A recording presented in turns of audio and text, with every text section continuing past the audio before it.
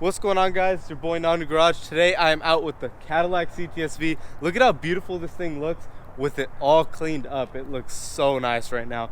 But anyways, in today's video, we are going to be talking about if the Cadillac CTS-V is a good purchase. So I want to bring you guys the best content with the ownership experience of the Cadillac CTS-V. Those of you who do follow the channel do know what cars I have in the collection, the Shelby, the Raptor, all these other cars. But this car was actually the first car a part of the fleet before having all of those. So this has been in the garage for more than 2 years now. And I've had it for all that time, so I figured why not tell you guys in these 2 years, a little bit more than 2 years, do I think the CTS-V is a good purchase? So I'm gonna go over some pros and cons and if I would buy a CTS-V, why it would be a good purchase and why it may be a bad purchase. So let's go ahead and get into it with the first thing. The first thing about the car is the motor. It's a supercharged LT4 motor, so it shares it with the Z01 and the Z06 Corvette, C7 Corvette, and the Camaro Z01. The platform is really good. The motor is such an amazing motor. The transmission shifts very fast in automatic mode, kind of slow in manual mode.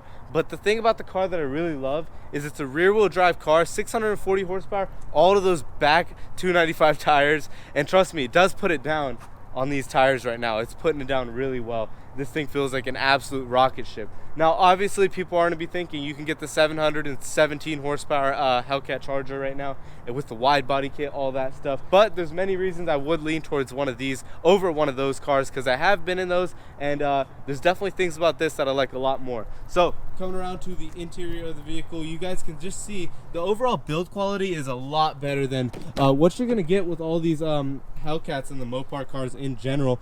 So as you can see, you have like carbon fiber trim everywhere, these very nice Recaro seats. It feels very luxurious. The back seats are pretty nice too, as you can see, and you have these nice shades too. There's a lot of things on the CTS-V that I could talk to you guys about, but the build quality in general compared to all of these other American cars that you could get is a lot better on this because Cadillac tries to bring the luxurious factor to their vehicles. So you have the luxurious side of things and then you have the performance side of things.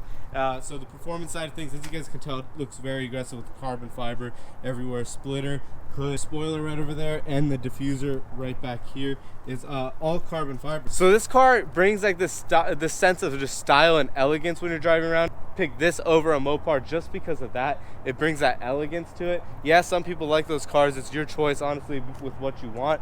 But this car, I would get it because of that. And then another reason I think it's a good purchase is gas mileage compared to its competitors. It's in the same league as those German vehicles that you can get, like the E63S, but it's in a different league than the Hellcats. It gets pretty decent gas mileage. Let's go ahead and start it up and just see what the gas mileage is in this thing in the last 450 miles. So this car is a daily driver. Yes, I have the Gt350, but other people are driving this as a daily too. So this thing does get me to and from work very nicely. So as you can see, 16.1 mpg, not bad at all. It's a Cadillac CTS-V that's supercharged. Go ahead and turn it off and then we'll go down here and pop the hood. So now as you can see, that's a supercharged motor. And you guys are here just to learn if it's a good purchase. So I went over all the other details of why I would take this car over the Mopars and stuff like that. Now in comparison to the German cars, you may be asking, why not get an E63S? It has drift mode so you can be rear wheel drive. It also has better times, like on paper, 3.3 seconds 0 to 60, while this is like a 3.6. This car I would take over the E63S and cars like that because, hear me out, the E63S, M5, those are great cars. However, I feel like for the price point that this one is in comparison to those, and this car has more character that it brings to the driver. It has, I haven't driven those cars, so I really can't speak on it. Those cars do drive phenomenally. But this car, I like how they kind of left out all the refinement that Benz and M5 will usually put into their cars. It's not as refined as those cars, and this thing kind of like scares you. So the way the car's set up from factory is you can just give it too much gas out the turn and it will just sweep that back end out, but it's very, very controllable. So it's a super controllable, high horsepower car, can put down the power when you want it to if you're careful with it.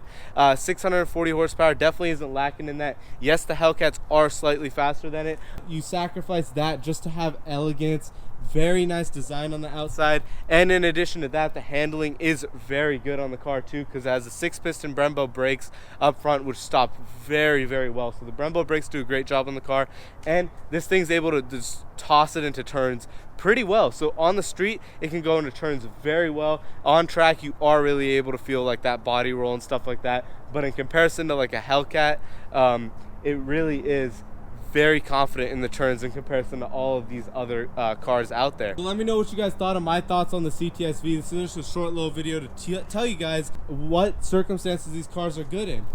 If you're the type of guy who wants more refinement, I would go with the E63 direction and stuff like that. But if you want something with character, something that's gonna still scare you when you drive it, something that's very fun, yeah, there's a Hellcat, but if you want that perfect balance between like the German and the Hellcat, I really think that this is the good option, because you have the luxury and the performance both with the vehicle.